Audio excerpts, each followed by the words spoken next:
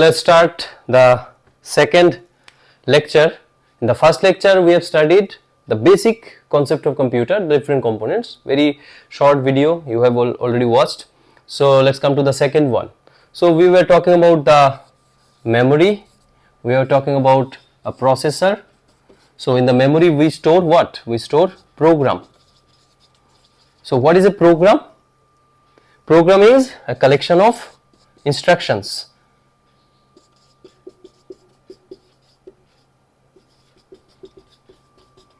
So what is the instruction? Instruction is nothing but a command to CPU to perform an operation. So what is an operation? Operation is like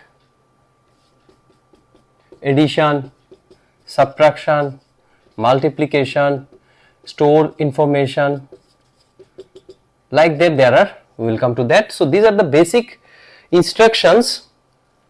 Why do we need those instructions? Now you can ask me, why do we need those instructions which has to be supported by the CPU, or CPU knows how to store, how to add, how to subtract, like that. Why? Because as you understood that CPU is for processing information. Processing means what? We will be having some information 5, 2, 3. So these are the values we have. So we will operate those values. We will try to do some operations on those values, and we will create, suppose we will multiply, suppose 3 5s are 15 into 2 is equal to 30.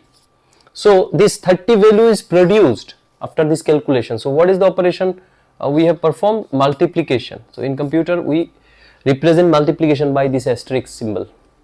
So we have multiplied these three numbers and we got 30. So this kind of operation will be performed by CPU. So CPU as a machine, as a device, it has to be able to perform this kind of operations.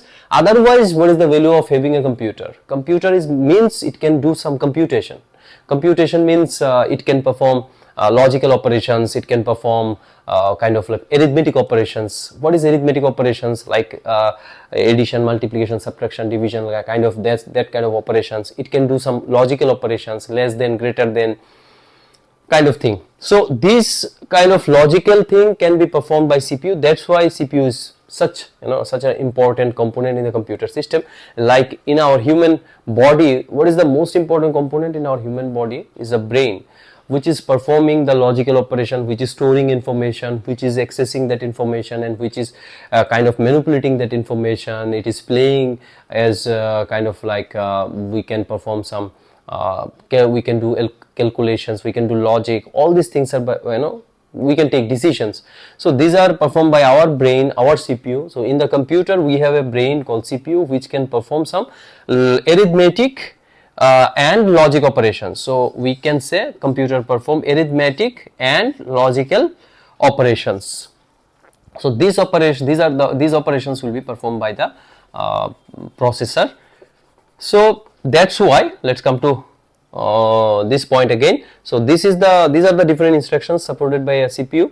So CPU will be given these instructions. Once CPU is made, CPU will be given this instruction to perform some operations. Let us give one example, that as human being, suppose I give you one instruction, give me a glass of water. So give me a glass of water is an instruction.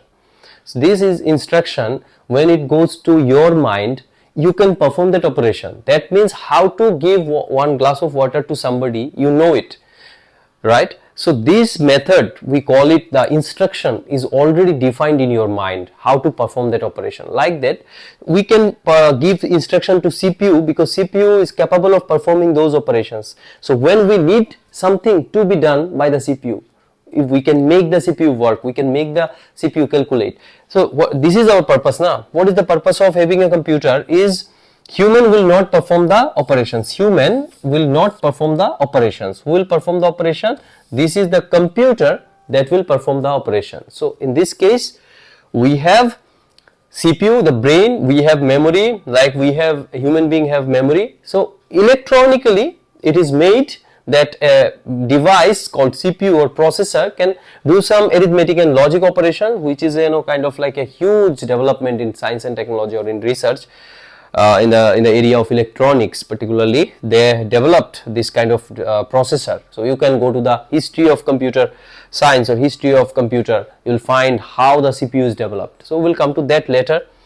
This is not the right time to discuss. So we have a memory. So now you started developing your understanding that we are trying to make a machine which can think. So now again come to a very basic example, like suppose this is a, you can say, whiteboard marker. Can it perform any kind of calculation? If I tell it that what is 2 plus 3, it cannot say anything. If I ask the same thing to the fan, ceiling fan, if I ask the same thing to the kind of like the lights that we have in our home, so they cannot perform that operation. They are also electronic component or electrical component, but we have a machine with developed with the same components, the transistor, the diodes, capacitor. These components are already there in so many other machines.